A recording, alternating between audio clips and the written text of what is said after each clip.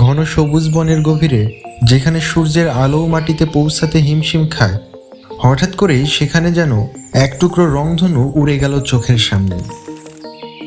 মাত্র 13 সেন্টিমিটার লম্বা একটি পাখি, কিন্তু এর শরীরে ছড়িয়ে আছে কমলা, নীল, বেগুনি, লাল আর সাদার এমন এক অপূর্ব সমন্বয়, যা দেখে মনে হয় প্রকৃতি যেন নিজের সবচেয়ে সুন্দর রঙগুলো একটিমাত্র পাখির ওপর ঢেলে দিয়েছে।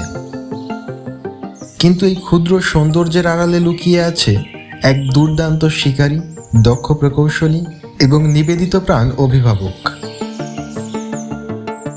বাংলাদেশের বিপন্ন প্রাণী সিরিজের আজকের পর্বে জানব পৃথিবীর সবচেয়ে সুন্দর মাছরাঙা ওরিয়েন্টাল ডর্ফ কিংফিশার বা উদয়ী বামনরাঙার অবিশ্বাস্য জীবন কাহিনী।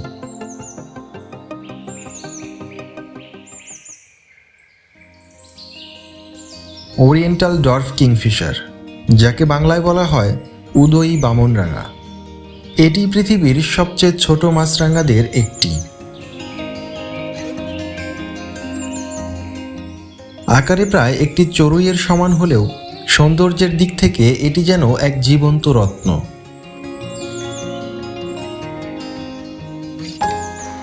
ঘন বর্ষাবন, পাহাড়ি ঝিরি আর ছায়া ঘেরা ছোট ছোট জলধারাই এর প্রিয় বাসস্থান, তাই মানুষের চোখে এরা খুব একটা পড়ে না।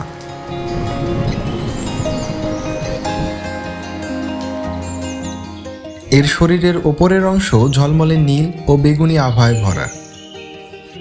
বুক ও পেট উজ্জ্বল কমলা, লম্বা ঠোঁট আর ছোট পা গাঢ় লাল রঙের।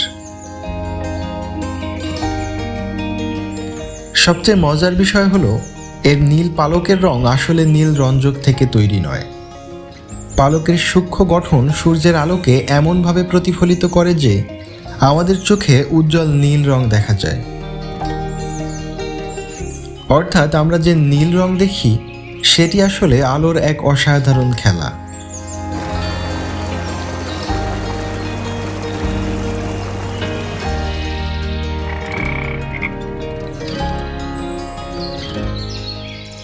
নাম মাছরাঙা হলেও এরা শুধু মাছ শিকার করে না, ছোট মাছ, চিংড়ি, কাঁকড়া, ব্যাঙাচি, এমনকি বড় বড় পোকামাকড়ও এদের খাদ্য।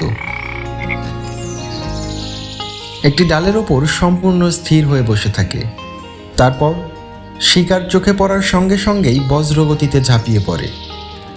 মাত্র এক ঝলক, তারপর আবার ডালে ফিরে আসে শিকার নিয়ে। এদের শিকার করার নির্ভুলতা এতটাই বেশি যে অনেক সময় শিকার বুঝে ওঠার আগেই সব শেষ হয়ে যায়।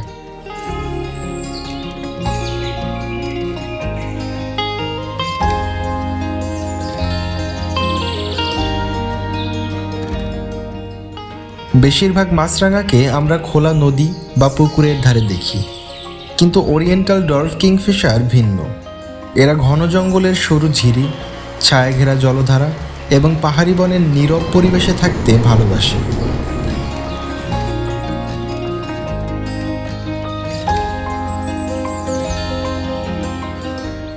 ছোট ডানা আর খাটো লেজের কারণে গাছের ডালপালার ফাঁক দিয়ে অবিশ্বাস্য দ্রুততায় উড়ে যেতে পারে। অনেক সময় শুধু একটি নীল কমলা আলোর ঝলক দেখেই বোঝা যায় একটি বামনরাঙা পাশ দিয়ে উড়ে গেল।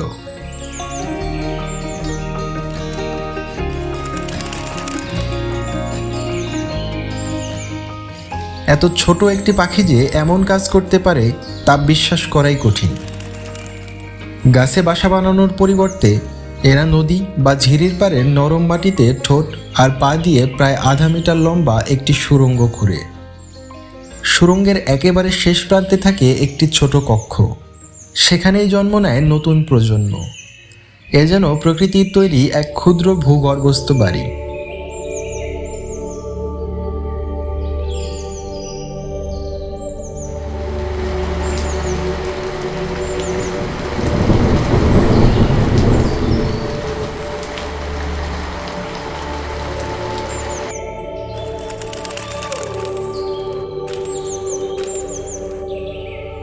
বর্ষা এলে শুরু হয় নতুন জীবনের গল্প।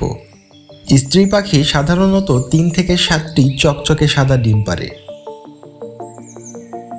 তারপর মা বাবা দুজনেই পালাক্রমে ডিমে তা দেয়। প্রায় 18 দিনের মধ্যে ডিম ফুটে বের হয় ছোট্ট ছানারা। ছানারা জন্মের সময় সম্পূর্ণ অসহায়। তখন মা ও বাবা সারাদিন ধরে একের পর এক পোকামাকড়, ছোট মাছ আর চিংড়ি এনে তাদের খাওয়ায়।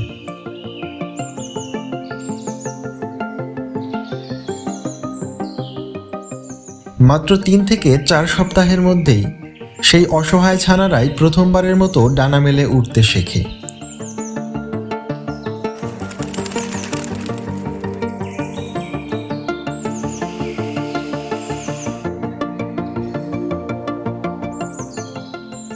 তবে এই সুন্দর জীবনের পথ মোটেও সহজ নয়। বাসার সুড়ঙ্গে হামলা করতে পারে সাপ,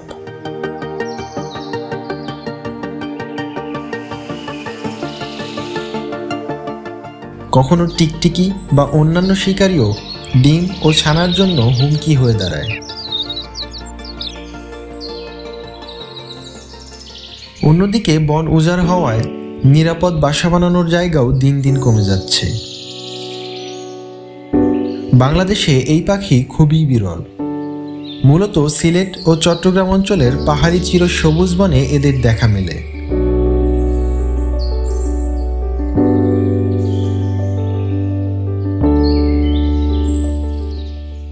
বাংলাদেশের IUCN রেড লিস্ট অনুযায়ী এটি বিপন্ন প্রজাতির একটি পাখি। অর্থাৎ বন ধ্বংসের এই ধারা চলতে থাকলে ভবিষ্যতে আমাদের দেশের বন থেকে এই রঙিন পাখিটি প্রায় হারিয়েই যেতে পারে।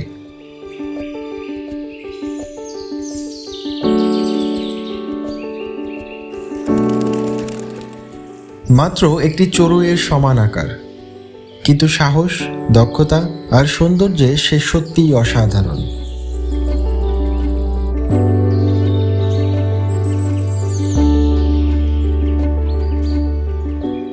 প্রকৃতি মাঝে মাঝে সবচেয়ে বড় বিস্ময়গুলোকে সবচেয়ে ছোট আকারে লুকিয়ে রাখে।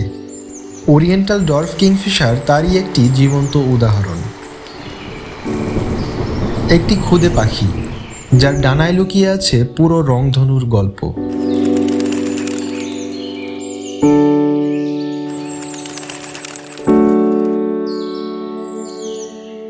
এই চমৎকার পাখিটি সম্পর্কে আপনার কি মতামত কমেন্টে জানান।